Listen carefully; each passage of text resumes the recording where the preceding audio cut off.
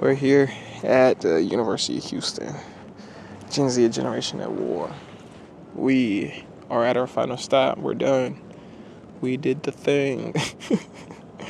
I'll share my thoughts in a little while. First question is, what pronouns do you use? I use he, they pronouns, not so much because I'm genderqueer in any kind of way, but more so in solidarity for people who are. She, her. She, her. She and her. She, her. Any kind, I just use them. Yeah, it don't. Okay. I use any pronouns. Okay. I don't really have a preference. Cool. He, him. Okay. He, him. He, him. Okay. I guess he, him. He, him. He, him. He, him. She and her. He, him. He, him. He/him, but I don't particularly use pronouns in anything. Okay. Why not? Like, if it's a good way to help people. Like, let's say Instagram or something, I don't really care. It's like, I'm not one of the people that goes into that kind of stuff. I find it gets a little too convoluted and, when people get their feelings hurt from it, I'm like, okay, not everyone's going to know it. Yeah, that's what we asked, right? Yeah. But I'm like, now, I don't believe that there are more than two gender. Like, technically, gender and sex are technically two different things. Sex is obviously male and female, and that's why I refer to people as, because that's the most accurate way to refer to someone. Next question for you is, would you consider yourself to be more pro-choice or pro-life? I think more pro-choice, as a woman as well. That influences my choices. Yeah. But I feel like women should have the opportunity to choose what they can do with their bodies, right? That's why it's pro-choice. Yeah, and I'm not so religious. I know a lot of the pro-life, they backed their thinking with their own religious beliefs. But for me, I'm more of like a woman of science. I look at the people around me and I guess like their upbringings, of course, as well. Because there's a lot to look into besides just this is what God says. Pro-choice. Okay. Talk to me why. Yeah, I think people should have the right to choose what they want to do with their body. Yeah, okay, cool. I'm going to go with pro-choice. Okay. For this one. And why pro-choice? Yeah, just the choice of being able to have an abortion. Yeah. If like in a certain life or death situation, if you have to, or if you can't like financially, support yourself having a baby, then I think that's a great choice to have. Yeah. I don't even begin into this. I don't even know the difference. Absolutely, bro. That's what I'm here for. Pro-choice is like the ability for the person pregnant to choose whether they want to have an abortion or not, or even if it's a miscarriage or different stuff like medically, abortions are then viable and legal. And pro-life is to make abortion illegal. Make it illegal. I feel like you should have a choice, low key. That's me personally. Yeah. Yeah. Okay. Why consider yourself? Because I just believe in our rights as women. Yeah. It's that simple. Would you consider yourself to be a feminist? I love women. Okay. I would, in the sense that I support equal rights for women, men, etc. Because we're all humans experiencing this thing for the first time. Not in how people would define feminism today. I believe in equal rights, which they don't. Why not? How don't they? Because technically they're like equal rights as abortion. That's not the case. Men can't get pregnant, so that's not quote unquote equal rights. And the thing is that the Equal Rights Act that was passed in the middle of the 1900s actually would have given equal rights to it and not given ambiguity to it. Instead, the feminists actually declined that bill and made sure it didn't pass. You mean the one that Trump just took away yesterday? Well, not that. No, there was a different one. No, there was a different one in the 1900s, actually, I'm referring to. Next question for you is, do you support marriage equality or gay marriage? Yeah, if that's who you want to be with, then that's who you want to be with, you shouldn't, nobody should tell you that, you can't be with that person because of, if you're the same race. Whatever makes you happy. Yeah. Well, yeah, it's your choice to marry. I'm like, as a Christian, I don't believe that it is literal marriage, at least in the Christian faith, but I'm like, civil union, yeah, it's your choice. So why do you feel like that somebody should have a choice to get married, but not feel like somebody should be able to switch genders? I'm like, the thing is, gender is not sex, and I'm like, obviously we just agreed on that. Yes. And so I'm like, you can call yourself or think you're whatever you want. I just refer to you as the sex you are. Isn't that rude to do? Why be rude intentionally? I would consider it's rude to your own biology to, you know. But it's not your choice to declare or talk Yes, about their but biology. it's also my choice not to refer to your pronouns. I don't have to do anything. So if somebody walked around all day calling you a she, how would you feel? I'd feel annoyed, but I also can cancel it out. Yeah, the but thing isn't that like why also, go around trying yes, to but the thing- offend somebody? I'm not trying though? to offend them. That's why you stood on. You said like you wouldn't change because you're not gonna like fall into it or whatever. Yes, like you would I'm just use the not going bot. to. I wouldn't. That's what The I would thing call is that- Christian rude, but Okay, I'm like the thing okay, is, Christian I'm love not- everything. I'm not. That's not Christian rude. That's just acknowledging biology. It's not Christian love, that's for sure. You think Jesus Christ would respect pronouns? No. I- Why? Because if he is Okay. God, then he made humans Right. male and female. Do you think that white privilege exists? Yeah, for Talk to me about it, please. Yeah. Talk to me about it. And why do you think so? Just, the whole history behind everything. It's still here. It's not going. And yeah, it's still here for us. Yeah. How do you feel? Kind of, Okay, to yeah. be fair, because of what Trump did with the releasing most of the convicts, Yeah, and most right. of them, like you could tell, Yeah. they were white. So kind of, to be fair. Yeah. Because black, you don't think if they were all black, they would have Nah, never would have been never. Most deaf. Talk to me about it. Bro, you a black man, you going to interview, you already getting judged just off Yeah. your color and stuff Yeah. like that. So it's like a lot of white people don't understand that because, they don't grow up that type of way Yeah. and it's not their fault. So it's like, Yeah. but really, it's really a lot of discrimination for Yeah. us. What percentage of 15-year-old teenage girls' pregnancies do you think involve a man from 20 to 29 years old? I'm gonna go a little high, say 20%, 22. Yeah. What if it was actual double that? It's 40%. Holy shit. Yeah. What is that? What do you think that says about like the status of our society? Like what's going on? We got issues, man. I mean, if you're going for 15-year-old girls, Yeah. you got problems, I ain't gonna lie. Yes. No problem. I'll give it a 10% 10%. then. Because we're considering like the entire country here. Yeah. What if I told you it was 40%? What the hell? Yeah. What do you think that says about our society that 40% of teenage girls are pregnant by grown fucking men? They got some very fucked up expectations and desires that I feel like they should more likely match up with people their age because it's also more relatable to relate with people with your age, especially at this university.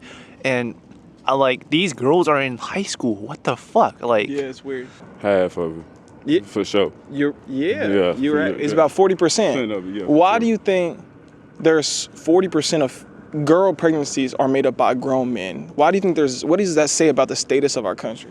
Man, letting these kids do too much, bro, and moving too fast at young ages. They let them dress up, do all different shit at the wrong time, man, and What do you think it says about the men who are like preying on young girls? they need to get their life together and focus on grown women, man, for real, because I got a 17-year-old and I'd be damned Right. if somebody come over that way, bro, for real, for Because real. 40% is crazy. Yeah, that's major crazy, bro, Yeah. but for sure. Do you think that housing should be a right?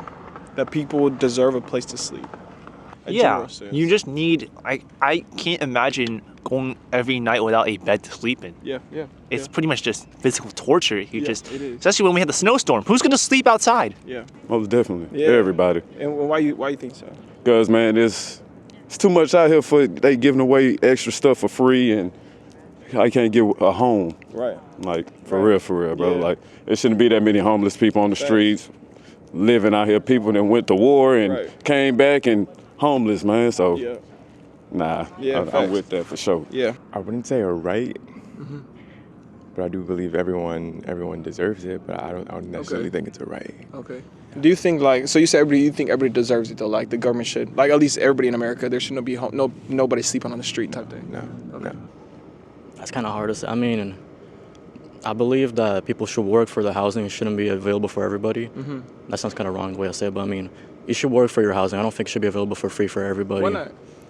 Because Like why not give people housing if we have the money to?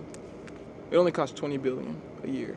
Like I feel like almost like we've been kind of like taught this idea of like capitalism, like you have to work for what you have. But why not? Like how much greater would America be if everybody had a house, no matter what? I mean, it'll be pretty nice. I mean, you're gonna have a lot of homeless people out on the streets. Like it happens a lot. Yeah. People won't be suffering from the cold and stuff like this. I mean, it'll be nice. And I only ask because we have money for sure. We got a lot of money in America. We are at the University of Houston at my Gen Z Generation at War tour. I'm tired. I'm trying to stay alive here, but we're here and we're blessed. Talking to people here is interesting. You know, most people are pretty progressive. On one idea I keep challenging though is this idea of, is housing a right? I think it's an interesting conversation. Is housing a right? Because the question is, if we can afford it, which we can, why not give every single person in the United States a place to sleep every single night? We have the money. We just use it everywhere else. We spent $1 trillion damn near on our military. We've spent $380 billion on Israel in the last 80 years. So my question is, if we have this extra money we're always sending, why not use it to support our own people, like support unhoused people here in America, or give food to people? I think we're misusing it. Joe Biden's presidential administration's net worth was $118 million, which is a lot. Right. What do you think President Trump's administration net worth is? For Trump's, it's in the billions. Off of Musk alone, which it's insane he has any position of power in the government anyway. I don't know, it's just 100 billion, something like that. It's around like 380 billion. Jesus Christ. 100 million, I guess. Million, okay. Honestly, I don't know. I think his is probably a little. I don't support him, but I think it's a little more just about because it has so many people that back him up. You really wouldn't expect it, but I think it may be a little more, honestly. Okay, seeing as he's like a billionaire, probably a fair bit more. Yeah. Like maybe 500 million. I would say like a lot more than that. Yeah, facts. But I'm not completely sure. Yeah. It's around like 380 billion. Jesus Christ. Do you feel like it is ethical to have the richest people in the world running a country? Absolutely not. The people who have become the richest people in the world can only do so through the exploitation of other people and their labor. And when they get into positions of power like that, they will only use that power to further grow their own wealth, which only can mean more exploitation of those people, more exploitation of their labor, even getting into like human rights stuff. Like, less rich people have done worse for less money, you know? Yeah, Trump's presidential administration is $380 billion. Yeah. And, right. How do y'all feel about the most wealthy people in the world running the United States? Like, do you feel like that is going to be beneficial for the people on the bottom? Or what? Like, talk to me about your thoughts on this. It's crazy because we have these political conversations in our room all the time, and we just had one last night. We'll talk about it. And please. We literally said people that are in the bottom class, in the lower class of society or whatever, were majority of the ones who did go out and vote for them, and they're the 1%, but you can't relate. So why did you? So I don't think it's beneficial at all. I don't think it's beneficial either. The 1% doesn't care about us. Yeah, the facts. And I mean, Elon just threw the Nazi salute, so He did. I don't think he cared too much. Yeah, he don't. It was actually about 380 billion. Okay. Yeah, big number. Do you think it's ethical for the richest people on earth to be running our government? It'd probably be more beneficial to the higher class because they'd want to like create like laws and stuff that would like help them. So that's like, yeah. And do you feel like that might be then like a contradictory to what we need our government for? I mean, potentially, yeah. Yeah. Okay. That could be a contradiction. Yeah. So what would be your reaction to me telling you that his presidential administration is worth $380 billion? I would say that's a lot, and it could put us in debt. Yeah. So how do you feel like it is ethical or beneficial to like the common person for a presidential, like for all the wealthiest people in the world to run like the United States government? Absolutely not. Yeah. Like, talk to me about it. What do you think about it? I mean, I know that we're in an oligarchy. Yeah. And I don't think that all the wealthy people should be running our country, especially when they're not specialized in what they're running in. Right. They just have too much power, and I believe there's too much power in our government right now. Yeah. Next question for you is, do you think that men should paint their fingernails? If they want to. Yeah. Like, there's like, why stop someone from doing that? Like, it's fine. Regarding any LGBTQ kind of things, I don't. If it's your personal personal preference, go for it, I guess. I don't mind. I personally don't care. I support people doing whatever they want to do to their bodies. I don't really care. Yeah. I mean, people can do whatever they want. Facts. Like, I don't really care. I mean, like, that's perfectly fine. In the last presidential election, if you did vote, who'd you vote for? I voted for Kamala. I think she just really matches my beliefs more than the other candidates. I know a lot of other women voted for her because she's a woman, but for me personally, it was just because of what she believed in, like pro-choice, the decisions that she made. I voted for Kamala Harris and Tim Walz's candidacy. I just do not see a world where Trump was the right pick in any capacity. Even if you agree with his policies, which I don't want to get into that, there's no way he would make good on any of those promises without it harming the American people in some way. I vote for Kamala, ain't gonna lie. Yeah. But, I mean, like, either way, like, both sides got some good stuff going on, but, like it's a lot of corruption stuff that's going on out here, and I don't mess with that. Yeah. Nobody, bro. Okay, why not? I don't like nobody, man. Okay. I'm sorry. No, that's real. That shit right there is. Yeah. It's just the he say she say shit, man. So I'd rather focus on whoever it is. That's who the people of America voted for, man. But I wanted Kamala though, just to have a woman, just to do it, man, for sure. But other than that, man, I don't really vote. I ain't never voted, so it don't even matter to me. Oh, Kamala Harris. Okay, true. And what was the number one reason for voting for her? For her, I just wanted to see like a change, a woman run the country. I wanted to see what it would be like. I'm gonna have to go for Kamala because I mean the precedent that Trump has set. I don't agree with him much. Like I mean he's done some stuff that I mean should unqualify him for being president. Facts. Like rioting against the own entire government. I mean It's crazy. Shit. Yeah. It'll knock me out, but Kamala. Okay. And what was like the number one reason for voting for Kamala? Right, look, I do not pay that much attention to politics. Okay. Kamala. I feel like she cares more about women's rights, number one. Number two, and just society in general, and not just the 1%. We need more people in our corner looking out for us. Yeah. I didn't vote, but I would say Trump just because, like, the refineries and stuff and, like, oil and gas have benefited my family. So, like, you know, it kind of helped my family. Yeah, I know there's some stuff that he's saying now that's messed up, but, I mean, at that time, I didn't know. So, I mean, if I was to choose and it would to benefit my family, it was because of that. I voted for Kamala Harris. Okay. And what was like the number one reason for voting? Just honestly, because I just turned 18, I feel like it's important to vote and vote for what I believe in, which is women's rights. I believe, and also just free speech. I feel like if I were to vote for Donald Trump, then I would be contributing to the problem. Yeah. And so I also thought it was amazing that I could vote for a black woman for the first election. I didn't vote. Okay. But that's a hard ask because I honestly didn't like anyone for the election. I couldn't really say. That's why I didn't vote. Yeah, no, that's all right. Yeah, like I just didn't really like the candidates this time. No, I didn't vote. You didn't vote. That's my biggest regret. Okay. I didn't vote. I just didn't feel like it. I didn't feel like I should be a part of the like political landscape or anything like that. You know. I just wanted to be to myself, and keep now to myself. What makes you feel like a regret by that choice? So pretty much, Trump won. So he's enacting pretty much everything he was going to say, deporting all the immigrants and stuff like that. Or even like his executive order, where he signed to end birthright citizenship. Right. Just terrible. Yeah. Yeah, it's just unconstitutional. Yeah. And he's the wrong man for the office. Yeah. Do you feel like Trump, like before people talked a lot about, oh, Trump's a threat to democracy, Trump's a threat to our country. You didn't vote. Maybe that didn't move you beforehand. Right. Now do you feel like you might be kind of like, okay, maybe they were onto something?